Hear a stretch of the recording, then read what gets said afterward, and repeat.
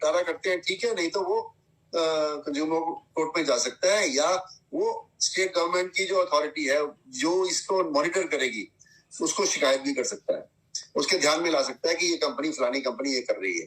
तो मोटे रूप से जो अनुचित व्यापार प्रथाएं कानून में गिनाई गई हैं, उन प्रथाओं को ना किया जाए, इसके लिए एक स्टेप है और हम इसका स्वागत करते हैं। तो खन्ना साहब, आलोचित व्यापार प्रथाएं, इसके जो मामले सामने आए हैं वो कौन कौन से थे जिसके चलते इस तरह की अधिसूचना या नियम जारी करने की जरूरत पड़ी?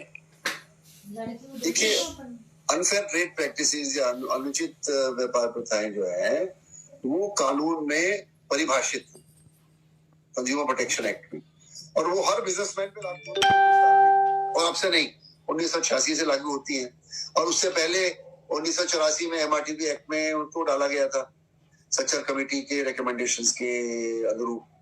तो अगर आप कोई कंपनी किसी ग्राहक को किसी भी रूप में गुमराह करती है, प्रोडक्ट की गुणवत्ता के बारे में, सर्विस की गुणवत्ता के बारे में, उसकी एफिशिएंसी के बारे में, उसकी लाइफ, उसकी अपना कितनी लाइफ है उसके बारे में, उसकी क्वालिटी के बारे में, उसके कैरेक्टरिस्टिक के बारे में कोई भी चीज गलत साबित होती है कि आप कह रहे हो जी ये लाल रंग है और आपने भेज दिया नीला, तो वो भी भ्रम माना जाएगा। हर तरह की भ्रम को ये अटैक करती है, और यदि कोई भ्रम को में डाल के कंज्यूमर को डायरेक्ट सेलर बेचता है तो वो जो सेल है वो कंज्यूमर शिकायत करके अपने पैसे वापस कर सकता है, और अगर उसको माल पसंद नहीं है तो उनको वापस भी लेना पड़ेगा। तो ये एक तरह का इस तरह के रेगुलेशंस हैं जिससे कि अगर ग्राहक खुश तो सब खुश, और ग्राहक शिकायत करेगा तो उसकी शिकायत की भरपाई इनको करनी पड़ेगी। तो हम इस रूल्स का स्वागत करते हैं, और ये इस इंडस्ट्री को और इसके बीच से जो रिलेशनशिप्स है उनको अच्छा बनाएंगे, ऐसा मेरा मानना है।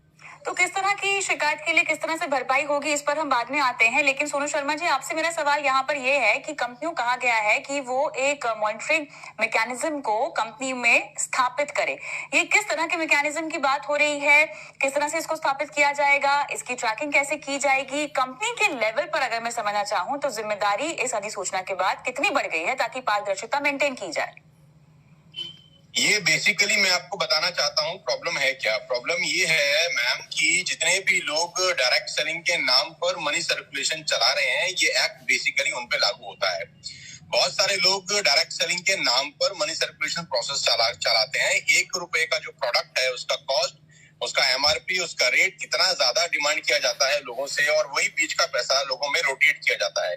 प्रॉब्लम यहाँ से शुरू हुआ। दूसरा प्रॉब्लम सबसे बड़ा उसके अंदर ये है कि रिक्रूटमेंट बेस्ड जो इंसेंटिव दिए जाते हैं कंपनीज के द्वारा उसको रोका जाए। रिक्रूटमेंट बेस्ड रीबाइंग का प्रोसेस बहुत सारी कंपनीज में नहीं है, सिर्फ रिक्रूटमेंट बेस्ड पैसा दिया जा रहा है जो मनी सर्कुलेशन एक्ट के अंदर भी इलीगल है। तो अभी इस लॉ के क्या कहते हैं फ्लोर पे आ जाने से बहुत सारी कंपनियां जो सिर्फ और सिर्फ मनी सर्कुलेशन चला रही है नेटवर्क मार्केटिंग के नाम पर, उन सब पे शिकंजा कसा जाएगा, और सही कंपनी जो काम कर रही है उनको बहुत अच्छा काम करने का मौका मिलेगा। अभी मैं इसमें एक बात और ऐड कर देना चाहता हूं कि जितनी भी कंपनीज पिछले 4 से 5 साल के अंदर रजिस्टर्ड हुई हैं, उसमें बहुत सारी कंपनी ऐसी हैं जो सिर्फ और सिर्फ मनी सर्कुलेशन कर रही हैं डायरेक्ट सेलिंग के नाम पर, और इसकी वजह से कस्टमर का बेहद नुकसान हो रहा है, और एक कस्टमर को भ्रम की स्थिति बनी रहती है कि इतना पाक साफ बिजनेस, इतना शानदार बिजनेस को वो एक शक की नजर से देखने आता है, क्योंकि 10 अच्छी कंपनी रहती हैं और उसमें से एक बेईमान निकल जाती है तो बाकी सब लोग 9 को भी बेकार तरीके से देखना शुरू कर देते हैं। तो ये बहुत स्वागत योग्य एफर्ट है, और इसका जैसा कि सर बता रहे थे कि इसका इंतजार बहुत सारे सालों से था, और we are very thankful to the government of India कि ये फ्लोर पर आ गया फाइन। तो सोनू शर्मा जी, ये जो बिजनेस है ये कितना बड़ा है? और आपने यहाँ पे जिक्र किया पिरामिड और मनी सर्कुलेशन स्कीम्स का, जो कि डायरेक्ट सेलिंग कंपनीज कुछ चला भी रही थी।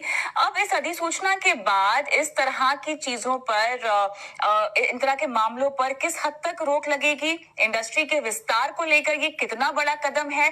अभी फिलहाल अगर हम देखें तो मार्केट कैप के लिहाज से इन कंपनीज का कितना प्रपोर्शन है, और कितनी जरूरत थी इस तरह की अधिसूचना की, ताकि ग्राहकों को ये समझ में आए कि उनकी हितों का ख्याल रखने के लिए कोई ना कोई है, एक बॉडी है जो जिम्मेदारी लेती है, और आप अपनी शिकायत भी उन तक पहुंचा सकते हैं। मैम, सबसे पहले तो मैं आपके दर्शकों को और सब लोगों को बताना चाहता हूं कि पूरे हिंदुस्तान में डायरेक्ट सेलिंग जो अच्छी कंपनी है, जो सही कंपनीज कर रही हैं, एकमात्र ऐसा बिजनेस है जिसमें 100% वाइट की ट्रांजैक्शन होती है। आपको जान के बहुत हैरानी होगी और कस्टमर को मैं बताना चाहूंगा, जितने भी कंज्यूमर्स हैं, कि जो सही कंपनीज हैं उसमें कोई भी बिलिंग, कोई भी प्रोडक्ट अगर सेल किया जाता है तो उसके ऊपर प्रॉपर बिल कटता है। आप कैश ट्रांजैक्शन नहीं कर सकते हैं, नंबर 1। नंबर 2, उसके ऊपर जीएसटी एप्लीकेबल होता है जो गवर्नमेंट ऑफ इंडिया को कंपनीज डिपॉजिट करती हैं पर मंथ। नंबर 3, आपको जो भी कमीशन आता है वो टीडीएस करके, टैक्स कट के ही आता है। ये एकमात्र ऐसा प्रोफेशन है पूरे हिंदुस्तान के अंदर जहां 100% ट्रांसपेरेंसी होती है और लीगल सिस्टम अपनाया जाता है। आज ये करीब 15,000 से 20,000 करोड़ रुपए का इंडस्ट्री है। नीति आयोग का खुद का ये मानना है, केपीएमजी का खुद का ये रिपोर्ट है कि अगर ये इंडस्ट्री सही रही तो 2025 तक करीब 65 से 70,000 करोड़ रुपए की इंडस्ट्री है, जहां एक आम भारतीय को रोजगार मिलने की अपार संभावनाएं हैं। आज हिंदुस्तान में आपको पता है कोविड-19 के कारण बहुत सारे लोगों को नौकरी की समस्या है, अनएम्प्लॉयमेंट अपने चरम सीमा पर है। ये एकमात्र ऐसी इंडस्ट्री है जो लोगों को अनएम्प्लॉयमेंट से मुक्त, जो प्रॉब्लम फेस कर रहे हैं लोग बाग, उनको एम्प्लॉयमेंट प्रोवाइड करा सकती है। बनस्पत इस पे आज ये जो नोटिफिकेशन आया है, ये ठीक तरीके से अगर लागू हो जाए, क्योंकि ठीक तरीके से लागू होना बहुत जरूरी है। कानून तो हिंदुस्तान में बहुत सारे हैं, अगर वो इम्प्लीमेंट ठीक तरीके से हो जाए तो मैं आपको बता सकता हूं कि 2025 में एकमात्र ऐसा उद्योग है जो बहुत सारे लोगों को, हजारों लाखों नहीं करोड़ों लोगों को एम्प्लॉयमेंट प्रोवाइड करा सकता है। बिल्कुल सही कहा आपने। जहां तक एम्प्लॉयमेंटेबिलिटी की बात है तो लगभग 7 मिलियन से ज्यादा लोग हैं जिनको रोजगार मिल रहा है इस इंडस्ट्री के जरिए। और उसमें भी खास बात यहाँ पर ये है, उल्लेखनीय बात यहाँ पर यह है कि 50% से ज्यादा तो इसमें महिलाएं हैं। और जिन अधिसूचना नियमों की हम बात कर रहे हैं, और इन कंपनियों को लगभग 90 दिनों में जो है इनकी इम्प्लीमेंटेशन और इन नियमों को कंप्लाई भी करना होगा। तो खन्ना साहब, सवाल अब यहाँ पर ये उठता है कि हम डायरेक्ट सेलिंग की जब बात करते हैं तो बहुत सारे अंतर्राष्ट्रीय ब्रांड्स का नाम यहाँ पर आता है। जो भी हमने केसेस धोखाधड़ी के या पारदर्शिता की हमने बात की है, कितना भरोसा मिलेगा या कितना एस्टैब्लिशमेंट में और आसानी मिलेगी इन इंटरनेशनल ब्रांड्स को अपने कदम भारत में रखने के लिए? क्योंकि हम बड़े बड़े नाम देखते हैं, एमवे, टपरवेयर, ओरिफ्लेम, कई तरह की ऐसी डायरेक्ट सेलिंग प्रोडक्ट्स हैं जो इन कंपनियों के हम खरीद पाते हैं। कहीं ना कहीं जिन पॉन्जी स्कीम्स की हम बात कर रहे हैं, मनी सर्कुलेशन की बात कर रहे हैं, इनके ब्रांड को हिट होता होगा इन सब की वजह से। अब ये ब्रांड्स किस तरह से स्टैंड आउट करेंगे? देखिए, जो मनी सर्कुलेशन स्कीम है वो इन रूल्स में कवर नहीं होते। तो कोई मनी सर्कुलेशन स्कीम अपने आप को डायरेक्ट सेलर कह के अपना काम नहीं कर सकता। ये एक इसकी इन रूल्स का एक फायदा होगा। उससे क्या होगा कि जो ये नंबर 2 का काम कर रहे हैं उनको पारदर्शिता अपनानी पड़ेगी और उसमें वो पकड़े जाएंगे। और इसका मतलब यह है कि जो नंबर 2 का काम करने वाले हैं उनके लिए मुश्किल हो जाएगा डायरेक्ट सेलिंग से अपने बिजनेस को बढ़ाना, क्योंकि इन रूल्स को वो फॉलो नहीं कर पाएंगे, और फॉलो करेंगे तो वो एक्सपोज होंगे तो उनका बिजनेस जिस तरह वो चल रहे हैं उस तरह चल नहीं पाएगा, ऐसा मेरा मानना है। अब सोनू जी को क्या लगता है ये वो बताएंगे। जी सोनू जी।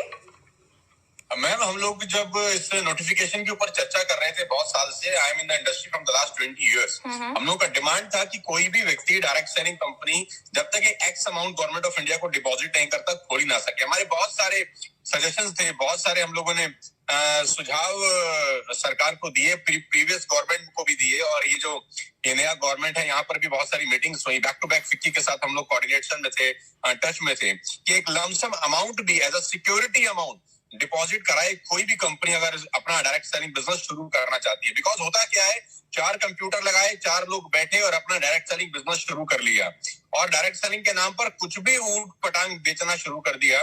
वो प्रोडक्ट बेचने शुरू कर दिए जिसका रीबाइंग ही नहीं है, वो प्रोडक्ट जिसका क्वालिटी बहुत खराब है, वो प्रोडक्ट जिसका प्राइस इतना ज्यादा है कि एक आम आदमी की पहुंच से बहुत ज्यादा है। अब इस नोटिफिकेशन के द्वारा सर जो बता रहे थे खन्ना साहब, मैं बिल्कुल उनसे इत्तेफाक रखता हूं कि असली और नकली, जिसको कहते हैं दूध और दूध का दूध, पानी का पानी, ये हो जाएगा। और एक कंज्यूमर जो एक सयाना कंज्यूमर है, एक सया कस्टमर है जो अपना करियर बनाना चाहता है इस फील्ड में, वो बिंदास होकर इस प्रोफेशन को ज्वाइन कर सकता है और अगले 4 से 5 साल के अंदर अपने सारे के सारे सपनों को पूरा कर सकता है। अच्छा, जिस शिकायत के निपटारे की हम बात कर रहे हैं सोनू जी, ये ग्रीवांस रेड्रेसल की पूरी प्रक्रिया क्या होगी? अगर मैं एक ग्राहक हूं जिसे अपनी शिकायत का निपटारा करवाना है या अपनी शिकायत पहुंचवानी है, तो ये पूरी प्रक्रिया क्या होगी? किस तरह से मुझे अप्रोच करना होगा और शिकायत का निपटारा कैसे होगा? मैम, उसके लिए पूरा नोटिफिकेशन एक बार पढ़ना बहुत जरूरी है, क्योंकि नया नोटिफिकेशन अभी पूरा पब्लिश हुआ है। उसमें क्या अमेंडमेंट किए गए हैं, क्योंकि सितंबर में भी ये नोटिफिकेशन आया था। 2014 से चल रहा है ये एक्चुअली प्रोसेस। तो एक बार उसको पढ़ना पड़ेगा कि क्या अमेंडमेंट्स हुए हैं, क्या चेंजेस हुए हैं, उसके बाद इसके बारे में बात की जा सकती है। खन्ना साहब, आप बताएंगे ग्रीवांस हर डायरेक्ट सेलिंग कंपनी को ग्रीवेंस ऑफिसर नॉमिनेट करना पड़ेगा, जिसको कोई भी कंज्यूमर अपनी ग्रीवेंस भेज सकता है, ऑफलाइन या ऑनलाइन। और एक नोडल ऑफिसर इनको नियुक्त करना पड़ेगा, और समय सीमा के अंदर जितने भी शिकायत आएंगे इसका निपटारा इन्हें खुद करना पड़ेगा। और हम तो ये सजेस्ट कर रहे हैं सरकार को कि एक स्टैंडर्ड है ISO 10001, ISO 10001 और 10002। ISO 10002 ये बताता है कि किस तरह किसी कंपनी को कंज्यूमर्स की कंप्लेंट्स को रिसीव करना चाहिए, एक्नॉलेज करना चाहिए, उनको प्रोसेस करके उनका निपटारा करना चाहिए। तो हर कंपनी अपना तरीका अपना सकती है, परंतु अगर एक मापदंड होगा तो वो सबके लिए आसान हो जाएगा और मॉनिटरिंग भी उसकी आसानी से हो जाएगी। इसलिए हम तो ये सजेस्ट कर रहे हैं गवर्नमेंट को कि ISO 10002 को अप्लाई किया जाए और इन रूल्स में ISO 10002 को भी मेंशन किया जाए। और अगर नहीं मेंशन करना चाहते तो कंपनी स्वयं ही ISO 10002 फॉलो करना शुरू कर दें। वो एक ग्लोबल स्टैंडर्ड है कंज्यूमर कंप्लेंट रिड्रेसल का, और उससे उनकी कंपनी की साख बढ़ेगी। कहीं ना कहीं अगर हमें इस कारोबार को आगे बढ़ाना है सोनू जी, तो इस तरह के नोटिफिकेशंस के अलावा इनोवेशन की भी तो जरूरत होगी इसको आगे बढ़ाने के लिए, क्योंकि देखिए आज का जो मार्केट है वो काफी बड़ा है। केवल डायरेक्ट सेलिंग तो एक जरिया नहीं है जहां से लोग खरीदारी कर रहे हैं, ई कॉमर्स है, ऑनलाइन की दुनिया बहुत ज्यादा बड़ी हो गई है, गहरी होती भी जा रही है। कहीं ना कहीं ये कंपटीशन तो है ही। किस तरह के इनोवेशंस की जरूरत है? इनोवेशंस आएंगे तो वहां पर एक ग्राहक की सुरक्षा का भी सवाल आएगा और कारोबार में पारदर्शिता का भी सवाल आएगा। तो कैसे आगे बढ़ा जाए? पहले तो मैडम मैं आपको ये बता दूं कि जो डायरेक्ट सेलिंग के थ्रू प्रोडक्ट का खरीद फरोख्त होता है और सेल परचेज होता है, और जो दूसरा माध्यम है प्रोडक्ट को सेल और परचेज करने का, दोनों में जमीन और आसमान का फर्क है। पहली बात तो जितना भी अच्छा डायरेक्ट सेलिंग कंपनी है, मैं नाम यहाँ पर नहीं लेना चाहूंगा, ABCDEF जो भी कंपनीज हैं जो अच्छे तरीके से डायरेक्ट सेलिंग करती हैं और जिनमें रीबाइंग होती है। रीबाइंग का मेरा मतलब बड़ा सीधा सा है कि एक ही प्रोडक्ट को बार बार बेचा जाता है और खरीदा जाता है। एक ही कस्टमर एक ही प्रोडक्ट को बार बार बाय करता है। तो इनोवेशन इसलिए भी बढ़ जाता है क्योंकि कंपनी तभी ही बड़ी होती है जब एक ही कस्टमर उसी प्रोडक्ट को बार बार खरीदता है, और बार बार तभी खरीदेगा जब उसका क्वालिटी, उसका वैल्यू और उसका प्राइस उसको माफिक लगेगा बाजार के मुताबिक। तो ये बहुत ज्यादा जरूरी है किसी भी कंपनी के लिए कि वो इनोवेटिव रहेगी अपने प्रोडक्ट्स की क्वालिटी में, क्योंकि उसका प्रोडक्ट अगर बार बार बिकेगा नहीं तो कंपनी का टर्नओवर बढ़ेगा नहीं। क्योंकि यहाँ पर असली और नकली का भेद मालूम चलेगा, क्योंकि जो नकली कंपनी रहती है वो रिक्रूटमेंट पे पैसा देती है। आपने किसी एक व्यक्ति को रिक्रूट किया and you will earn 10,000 rupees और 5,000 रुपीज, उसके बाद वो बाइंग करे कि ना करे किसी को कोई मतलब नहीं रहता। लेकिन जो जेन्युइन डायरेक्ट सेलिंग कंपनी है वो रिक्रूटमेंट पे पैसा नहीं होता, वो रीबाइंग का जो स्ट्रक्चर है वो बहुत इंपॉर्टेंट है। इसीलिए मैं अपने प्रोग्राम्स में भी बोलता हूँ कि ये कल्टीवेशन का बिजनेस है, हंटिंग का नहीं है। जो नकली कंपनी है वो हंटिंग करती है बेसिकली। तो इनोवेशन करना पड़ेगा सारी कंपनियों को अपनी प्रोडक्ट की क्वालिटी बढ़ाने के लिए। प्राइसिंग एक बहुत बड़ा इंपॉर्टेंट रोल प्ले करता है, क्योंकि ई कॉमर्स के ऊपर आपको पता है कि टफ कंपटीशन है। तो सारी कंपनी को अपने प्राइस के ऊपर बहुत काम करना पड़ेगा। क्वालिटी नो डाउट वैसी रखनी पड़ेगी कि एक ही कस्टमर वही प्रोडक्ट को बार बार बाय करे। अच्छा, रिक्रूटमेंट के मामले पर थोड़ा सा बात करना चाहती हूँ मैं, खन्ना साहब, अगर आप प्रकाश डाल सके। क्वालिटी ऑफ रिक्रूटमेंट यहाँ पर काफी हद तक मायने रखती है। किस तरह के स्किल सेट और एक्सपर्टीज पर तवज्जो देना चाहिए आपके मुताबिक? देखिए, हमारे जो इकोनॉमिक डेटा आ रहे हैं उसमें यह बताया जा रहा है कि जो यंगर एलिमेंट है, जो ग्रेजुएट हैं, जो 12वीं पास हैं, जो पढ़ लिख के बैठे हैं, उनको नौकरी नहीं मिल रही है, और लाखों लोग हैं हर स्टेट में। तो अनएम्प्लॉयमेंट इतनी बढ़ी हुई है कि कोई भी नया एवेन्यू एम्प्लॉयमेंट का, इनमें से कई लोग ऐसे होंगे जो डायरेक्ट सेलिंग में जा सकते हैं। और सोनू जी बताएंगे डायरेक्ट सेलिंग में क्या चाहिए आपको। अच्छी प्रेजेंटेशन, अच्छे बोलने का तरीका, अच्छा समझाने का तरीका और अप्रोच करने का तरीका। और जो आदमी ये सब गुण रखता है वो डायरेक्ट सेलिंग में जा सकता है। और आजकल तो ये है कि आजकल ई कॉमर्स वालों ने तो आर्मी यंग लोगों की रिक्रूट करी हुई है, जो मोटरसाइकिल स्कूटर पे अपना बस्ता पीछे उठा के और माल डिलीवर कर रहे हैं। तो जो उनमें से बढ़िया इन क्वालिटीज को रखते हैं वो डिलीवरी बॉय की जगह वे सेल्समैन भी बन सकते हैं, और उनका लेजिटिमेसी होगा, उनके पास आइडेंटिफिकेशन होगा, किसी डायरेक्ट सेलिंग कंपनी से वो जुड़े होंगे, तो घर घर जाके भी वो ये माल बेच सकते हैं। तो मैं इसका स्वागत करता हूँ, क्योंकि ये इंडस्ट्री एक नई तरह की सेल्फ एम्प्लॉयमेंट लाएगी। क्योंकि जो डायरेक्ट सेलर है वो उस तरह का एम्प्लॉय नहीं है जो तनख्वाह के बेसिस पे काम कर रहा है और जो दफ्तर में बैठा हुआ है। वो परफॉर्मेंस के बेसिस पे माल बेचेगा तो उसको पैसा मिलेगा, और माल बेच नहीं पाएगा तो पैसा नहीं मिलेगा। तो इसलिए ये बिजनेस को भी बढ़ाएगा और अपनी एम्प्लॉयमेंट भी जनरेट होगी, ऐसा मेरा मानना है। इसलिए मैं इसका स्वागत करता हूँ। जी, महिलाओं के रोल में सोनू जी कितना और इजाफा हो सकता है, क्योंकि महिलाएं कहीं ना कहीं as an employ trust factor भी लेके आती हैं, स्पेशली अगर मैं कस्टमर पॉइंट ऑफ व्यू से देखना चाहूँ। अब जिस तरह से हम महामारी से भी गुजरे हैं, आगे चलते हुए क्या आपको लगता है कि जो प्रपोर्शन हम विमेन का देख रहे हैं इस पूरे सेक्टर में, इसमें इजाफा होगा या इस पर भी खास फोकस देना चाहिए कंपनियों को?